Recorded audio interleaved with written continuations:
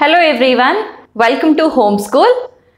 In this video, we will take up the seed.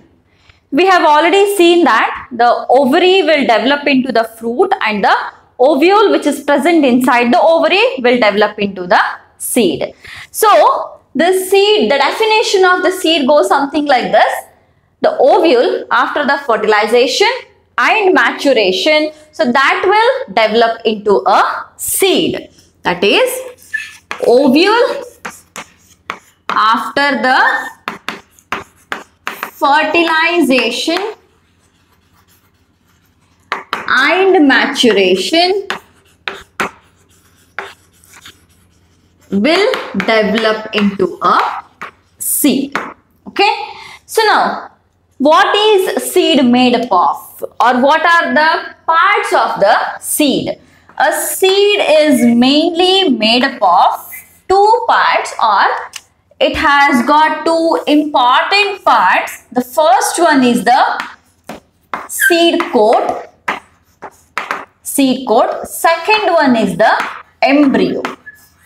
So if you see one seed, so outer part is the seed coat and the inner part, the structure which is present inside the seed is the embryo part. So the first part is the seed coat and the second part is the embryo part. So we will see one by one. So firstly we will see the seed coat.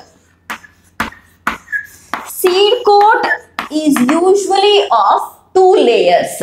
So we already know that the ovule will change into the seed and the ovary will change into the fruit, isn't it? So if you remember the structure of the ovary, so here inside the ovary, what was present actually? So inside the ovary there was an ovule like this. So we are drawing an anatropous ovule here. So this is the structure and these are the two integuments. So these two layers, first integument and the second integument. So these are the layers, or these are the coverings of the ovule actually. So first and second.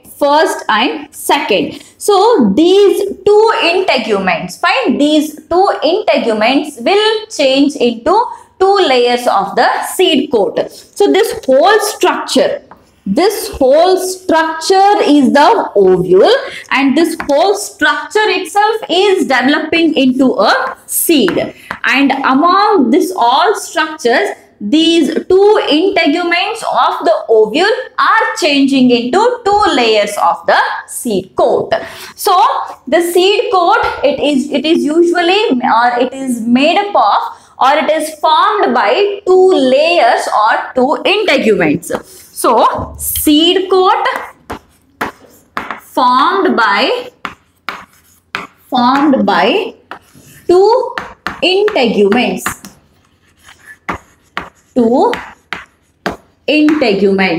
So these two integuments are the two layers of the ovule which are developed into two layers of seed coat. So what are those two layers? These two layers are the outer and the inner seed coat. So this is the outer, this is the inner. So outer one is called as the testa. Outer one is called as testa and the inner one is called as the tegmen. Inner one is called as the tegmen. So testa and tegmen are the two layers of the seed coat. Testa is the outer layer and tegmen is the inner layer of the seed coat. So if you just look into a structure of a dicot seed. So let's imagine we are just drawing one seed here. So since we are speaking about a dicot here, it should have two cotyledons. Two cotyledons are, it is having, one second, okay. So two cotyledons, one cotyledon and the second cotyledon. So this is the, okay, this is the connecting here. So now we have some structures which are present here like this. Okay, so this is a dicot seed, and so if you observe this particular diagram properly, so here what happens? So this end, okay, this structure or this opening, this, let's just draw the yeah, till here, and this is again till here, and the second one. Fine. So this end is called as the micropyle.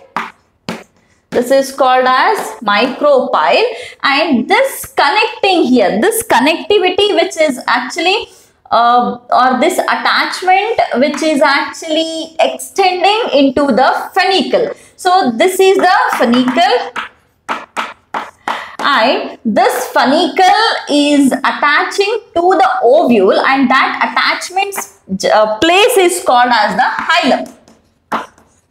It is called as the hilum. So sometimes, okay, sometimes and this is the placenta here. So up to here we call it as funicle, and this part is called as the hilum. Sometimes what happens, the funicle will extend till here. Okay, so the extension of the funicle, is called as the raphe.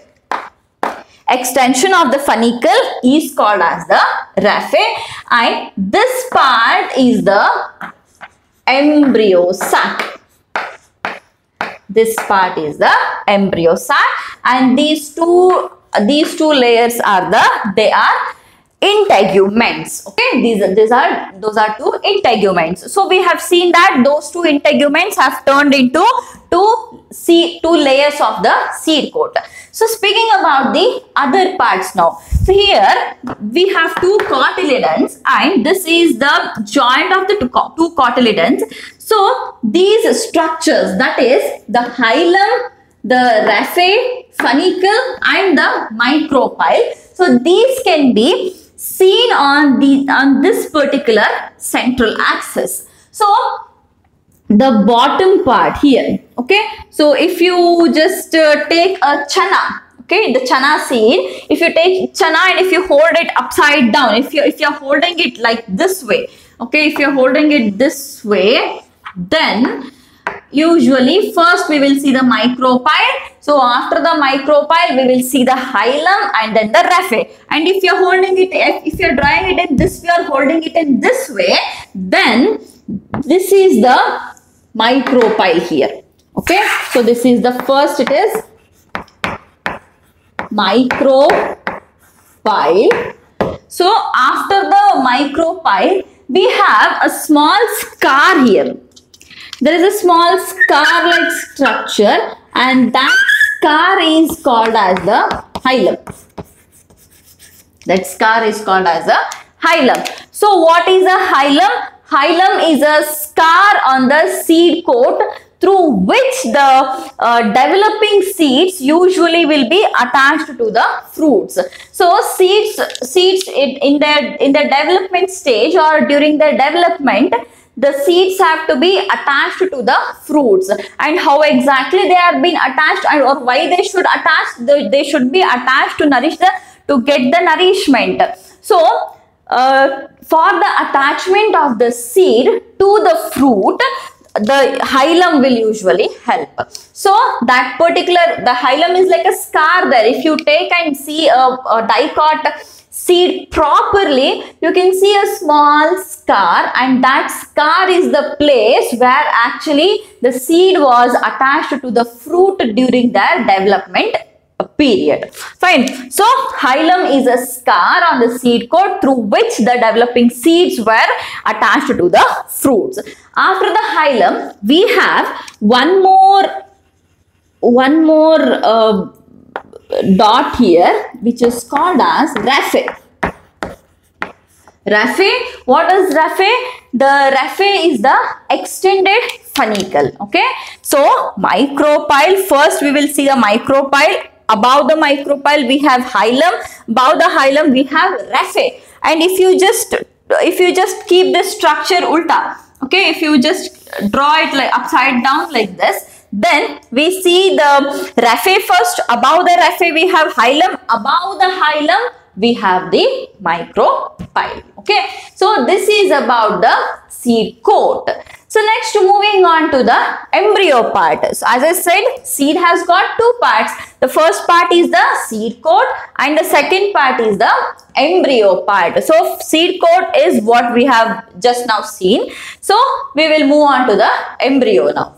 Embryo is the part which is enclosed within the seeds, or like along with the embryo we also get to observe an embryonic axis. Okay, so under the embryo we see embryo and embryonic axis. Embryo and the embryonic axis both are present within the seeds. They are enclosed within the seed coat. So I'll just first draw a diagram so that it is easy to understand all the parts. So these are the two cotyledons. Cotyledon 1, since we are speaking about a dicot here, we are drawing two cotyledons. So this is the first cotyledon and the second cotyledon. Okay, so cotyledon 1 and cotyledon 2. Now we have some structure, an elongated structure like this, which is called as the embryonic axis. Okay, this is called as the embryonic axis. And here, this tip, okay, this upper tip, this is called as the plumule. This is called as the plumule.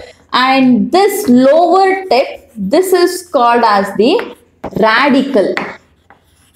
This is called as the radicle. Plumule and radicle. This part is called as epicotyle. This is called as epicotyle. And this part is called as the hypocotyle. Hypocotyle. Radicle, plumule, epicotyle and hypocotyle. And these two are the cotyledons. I'll write it here. Cotyledons. And this is actually the embryonic axis. And this particular place where these two cotyledons will actually meet. So this region is called as the cotyledonary node. This is called as cotyledonary node. So now, what is plumule and what is radicle and everything? So plumule is a part of the seed from where the stem originates.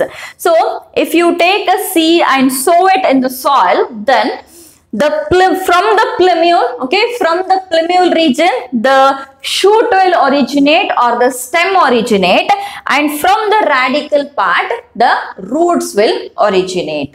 So this is all the stem part and this is all the root part here.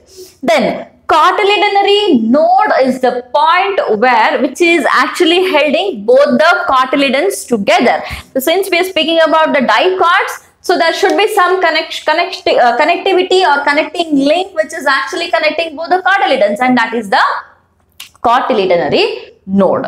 And usually or the main function of these cotyledons is the cotyledons mainly will store the food. So usually the cotyledons will store the food, but sometimes there we can also see some exceptions, like some seeds like castor, okay, especially the castor, in the there in the castor, the cotyledons will not store the food, but the endosperm will store the food. Okay, so I repeat it again. Usually cotyledons will store the food, but sometimes in some seeds like castor and everything, we see that endosperm is storing the food. And what is endosperm? Endosperm is actually the result of the double fertilization. So we have seen that in case of the double fertilization, that is, one is there is syngamy happening, other one is a triple fusion. As a result of syngamy, we usually get a zygote formed, and as a result of a triple fusion, we get to see the primary endosperm nucleus formed. So that endosperm will store the food. So such seeds are usually called as the endospermic seeds. So we shall write it actually. So cotyledons, it usually store food. Usually store food. Sometimes in the castor, okay, we will take the example of castor only. So here the instead of cotyledons, endosperm will store food. Endosperm will store food. Such seeds are called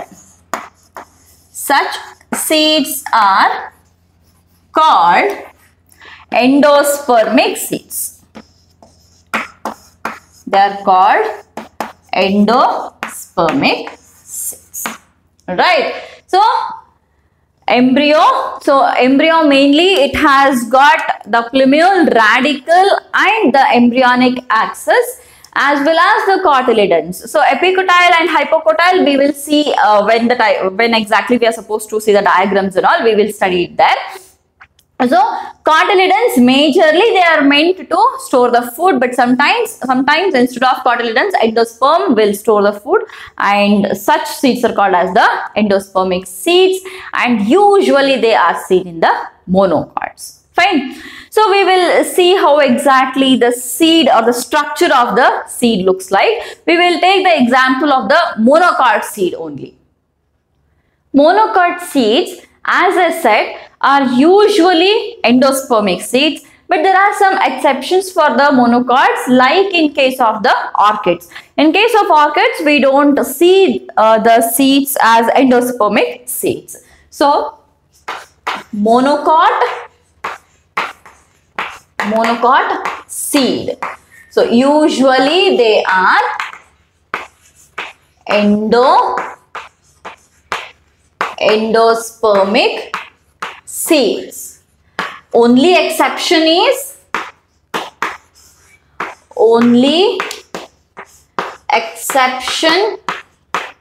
is orchid. All right. So we will see the structure of the seed first. So anyways, it is also there in your NCERT, but here what you are supposed to understand is which part is playing what role actually. Fine. So as I said, this is again a monocot seed, and this is the outer layer of the seed. So seed has seed coat, isn't it? It has a seed coat, that is, it has two layers of seed coat, and that is the testa and the tegmen. Testa and the tegmen. So what you have to remember here is, usually in case of the monocot, so if this is a maize, we call it as a grain, isn't it? We call it as a maize grain. Why do we call it as a maize grain? So when do we call it as a grain actually? That is when the seed coat and the fruit wall both are combined together. In that case, we call it as a seed coat. So here, this layer is actually the seed coat. or we should draw it in some other color. Okay, so this is the seed coat. And then after the seed coat, the inner layer. So this is the inner layer here. So this inner layer is actually the aileron layer. And this aileron layer is something like, okay, so this is the aileron layer. So here what happens now is, so this particular layer is,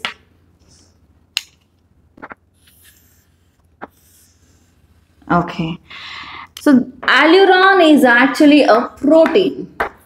So this layer which is made up of all the aileron is actually the proteinaceous layer. So I'll just draw some part here.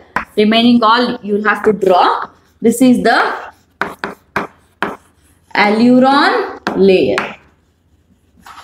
Aileron layer. So after the aileron layer, now this part, so this part is all the endosperm. This is all endosperm. So a monocot seed is divided into two parts. So one is an endosperm part, other one is a embryo part. So we will write it here, endosperm part, and this is the embryo part. So endosperm, what is endosperm? Endosperm is the one which is storing the food here. And in case of the monocots, usually the stored food is in the form of the starch here. Then moving on to the embryo part. So in the embryo part, what happens? We have seen that there is plumule and there is radicle, isn't it? So now we have few structures like this. So some thick structures. So this is the part which is actually giving rise to the next plant of the next generation. Okay, so this part, this is actually the plumule. This is plumule, which is actually giving rise to the stem or the shoot plant. So this part, this bottom part, so this is the radicle. This is the radicle. Radicle is the one which is giving rise to the root part. Plumule is the one which is giving rise to the shoot part.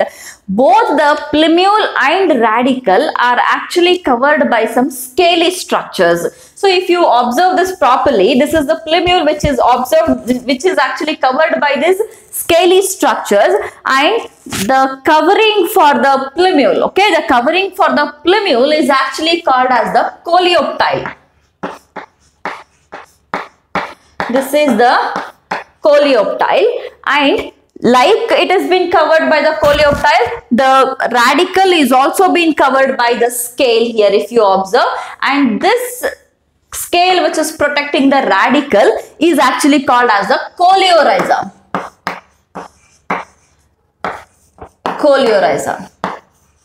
So this is coleoptile and this is the coleorhiza.